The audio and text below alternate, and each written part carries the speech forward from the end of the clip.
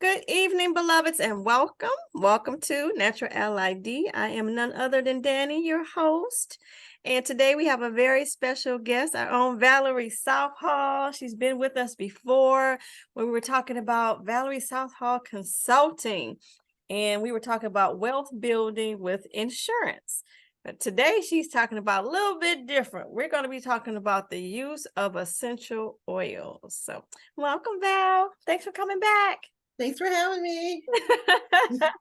No, prior to us coming on here and recording, you was just dropping gems about how you use essential oils, but I want to start from the beginning. Okay.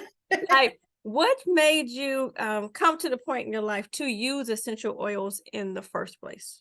Oh, gosh.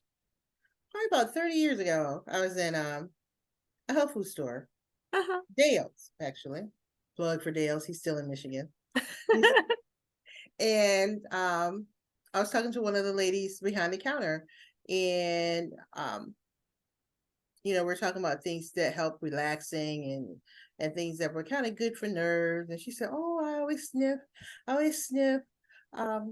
lavender oil when I get, if I need to calm down or if I need to kind of calm my nerves." Really?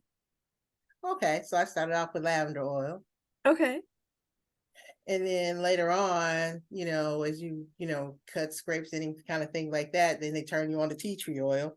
Daughter was little and she was like, toddler trying to, I needed her to go to bed because I was a single working mother. Uh-huh. Um, I would put drops of lavender oil on her pillow. And that's one of the things that I talk about, putting a couple of drops on a piece of tissue and putting it up under your pillowcase so that Mm-hmm. all through the night you inhale it. Okay, all right. Mm-hmm. Oh, So it uh-huh. works. Good to know, everybody, why you're using the essential oils. Okay, not just picking up one and say, "Oh, I like the way this smell," but you don't even know if you should be using Right. it. Exactly.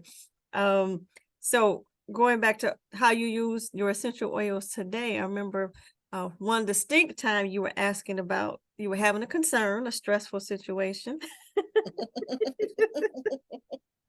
And you reached out to me via text. And what was the first thing I asked you when you were talking about you were stressed about You a said, "Where's your lavender oil? Where is your lavender oil?"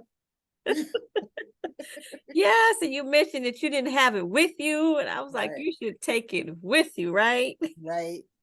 When you're in stressful situations and you can have your essential oils with you on the go. I recommend that you put it in a cotton ball. And for us ladies, I've told this secret before, you can put it on a cotton ball with some carrier oil and put it in your brassiere. So that's your own personal diffuser Mm-hmm. while you're on the go, if you don't actually want to carry your bottle of essential oil or a sniff stick. Mm-hmm. So yeah.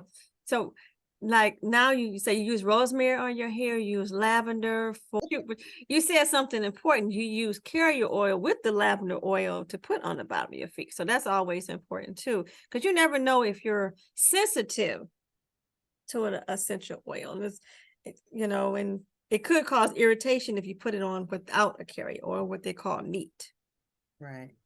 you That's true. know. And that's one of the best ways to get essential oils in your system is through the bottom of your feet. You always having It's your, something I'll always have in my repertoire. uh-huh, yeah, helps with so much, you know, emotionally and physically and what have you. Yeah. And it's a good compliment, I think, to your medicine cabinet. It is. We're not knocking conventional medicine, but It's good to have some tea tree oil there with you. You know, takes yeah, care of a lot of things. it does. You know, I love it because it got all my antifungal, antibacterial, I think it's antiviral too. Some essential oils have all, I call them the antis that you mhm. need that are beneficial just as much as you would have go to other conventional. But Uh, see, you understand the conventional medicine is just mimicking natural medicine. mhm. Okay, so I'm going to go into my thing here. So Yes. and this is it just does. aspirin is salicylic acid, right? Mm-hmm. Well, salicylic acid is really originally found in white willow bark, except, they couldn't. So what conventional pharmaceuticals does is they find what the compound is in the natural, and then they synthesize it and make it synthetic, because you really can't patent natural compounds. Right. How many of us knew that? You can't patent natural compounds. You can't patent natural compounds because So you didn't make it.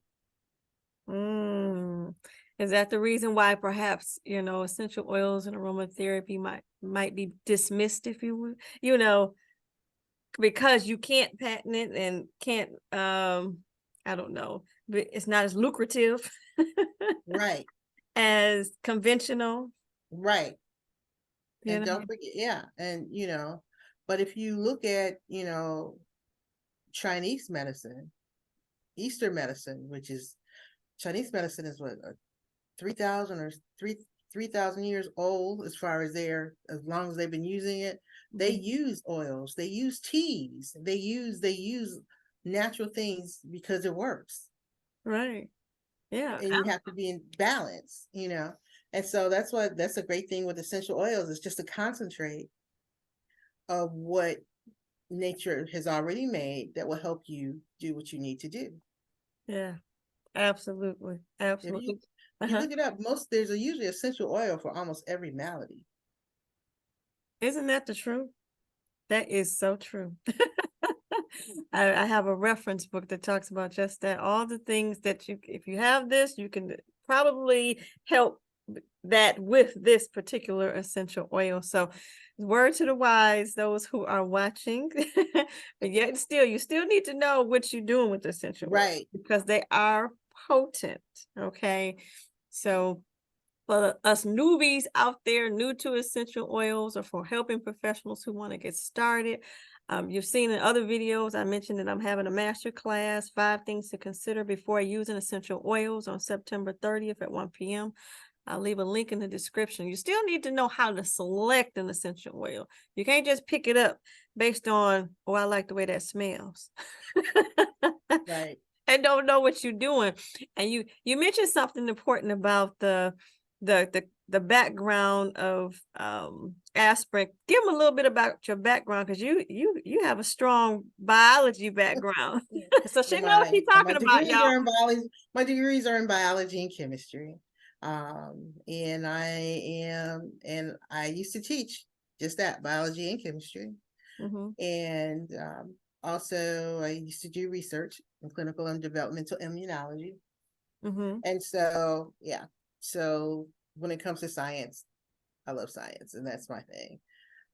And so, and I come from a family of healers. So Absolutely, absolutely. So for you, the chemical components of essential oils are not new to you.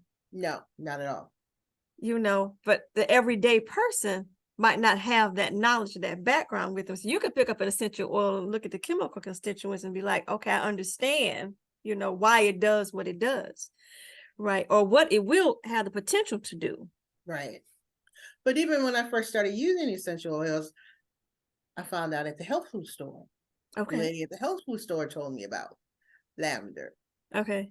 You see what I'm saying? Yeah. I still had to have somebody who knew what they were doing and used to working with those things to turn me on to this modality Right. of healing.